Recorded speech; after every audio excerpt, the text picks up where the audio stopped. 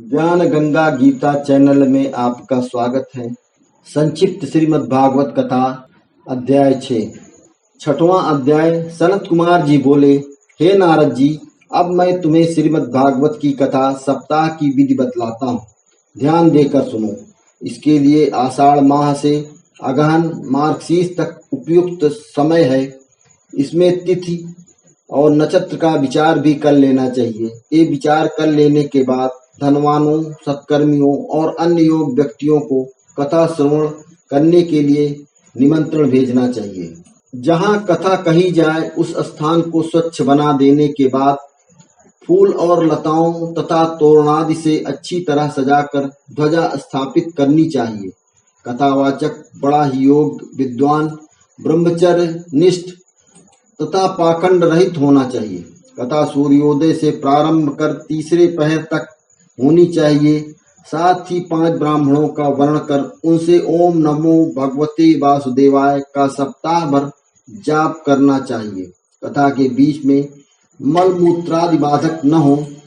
इसीलिए यदि सप्ताह भर उपवास न रखा जा सके तो केवल हविषान्न पर ही रहे। किसी प्रकार का गरिष्ठ अन्न, प्याज, लहसुनादिक, शाक एवं मांस इत्यादि बिल्कुल ही त्याग दें। इस प्रकार विधि पूर्वक कथा हो जाने के पश्चात कीर्तन करें। यदि श्रोतागण विरक्त हों तो गीता पाठ द्वारा, और यदि गृहस्थ हों तो श्रीमद् भागवत के 10वें स्कंद के प्रत्येक श्लोक द्वारा घी, शहद, तिल, खीर आदि अन्नों से हवन करें। यज्ञ में कुछ ना कुछ दोष रह ही जाता है, इसलिए उसकी शांति के लिए अंत में विष्णु सहस्त्र नाम का पाठ होना चाहिए। सूत जी ने कहा, हे सौनक जी, इस प्रकार सनत कुमार ने नारद जी को श्रीमद् भागवत के कथा की विधि और महात्म्य बताकर स्वयं सप्ताह भर कथा यज्ञ किया, जिसे सुनकर नारद जी आनंद विभोर हो गए और वे सनत कुमारादिकों की प्रार्थना करने लगे। उसी दौरान देशाटन करते हुए परम ज्ञानी श्री सुखदेव जी वहां आ पहुंचे और बोले, हे मुनियों और श्रोताओं, आप लोगों ने श्रीमद् भागवत शास्त्र को अभी सुना है। यह वेद रूपी कल्प वृक्ष का अमृत रूपी रस है, जिसकी समता का कल्याणकारी कोई ग्रंथ नहीं है। उसी समय उद्धव और अर्जुन के साथ वहां प्रहलाद जी भी आ उपस्थित हुए।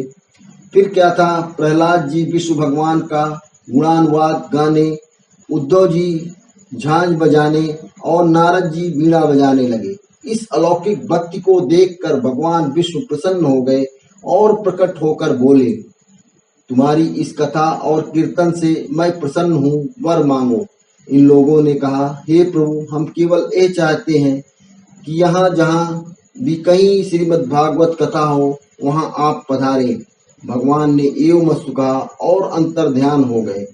सौनक जी ने सूजी से पूछा कि इस कथा को सुखदेव जी ने राजा परीक्षित से तथा गोकर्ण ने धुंधकारी से और सनत कुमार ने नारद जी से कब कहा, ये मुझे बताइए। सूत जी बोले कि श्री कृष्ण जी के परम धाम चले जाने और कलयुग के आ जाने के 30 वर्ष बाद भाद्रपद भादो की नवमी को सुखदेव जी ने इस कथा को राजा परीक्षित से कलयुग के 200 वर्ष व्यतीत हो जाने पर आषाढ़ शुक्ल नवमी को गोकर्ण ने धुंधकारी से और कलयुग के 300 वर्ष व्यतीत हो जाने पर कार्तिक शुक्ल नवमी को सनत कुमार ने नारद से कही थी।